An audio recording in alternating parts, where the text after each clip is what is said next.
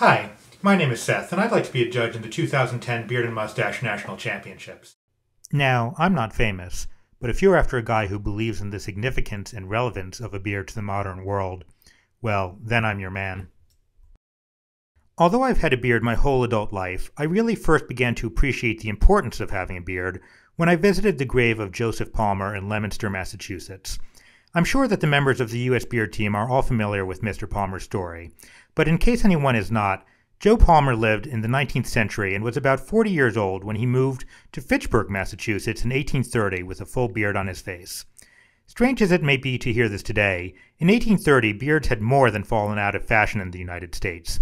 In many circles, they were not merely considered unwholesome, but a sign of immoral and unchristian character. No morally upstanding gentleman would sport a beard in this era. However, despite the public outcry, Joe Palmer stood up for his rights against unthinking conformism and refused to shave. Then, one day, 4 young men jumped Joseph Palmer, intending to hold him down and shave his beard by force. In self-defense, Joe Palmer flailed about with his pocket knife, causing some minor injuries to his assailants. Palmer was arrested in order to pay a fine. Joe Palmer, however, refused to pay, arguing that he had acted to protect himself and that it was his right as an American to grow facial hair as he chose.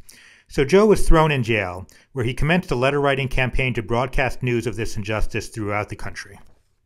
And indeed, Joe Palmer generated so much bad press for Fitchburg that the town relented and released him. Or at least, Fitchburg tried to release him. Palmer refused to leave his cell unless the city issued a formal proclamation that a man could wear a beard as he pleased. This Fitchburg refused to do. So Joe Palmer sat in jail for over a year. Finally, the town got fed up, forcibly tied Joe Palmer to his jail cell chair, and physically dragged him out into the street, thus ending his self-imposed prison term. But even if Joe Palmer never got his official proclamation, he stood firm in his stance against unthinking prejudice. I like to imagine that he recognized that the United States was big enough to encompass everyone, of every race, religion, orientation, belief system, and personal style. Joe recognized that his stand against bigotry was a watershed moment in his life, proclaiming proudly on his gravestone upon his death 43 years later, "Persecuted for wearing the beard." Joe Palmer's beard is a powerful symbol in the fight for individual rights. I am proud to wear my beard to always remind myself of the importance of that fight and of the precariousness of liberty.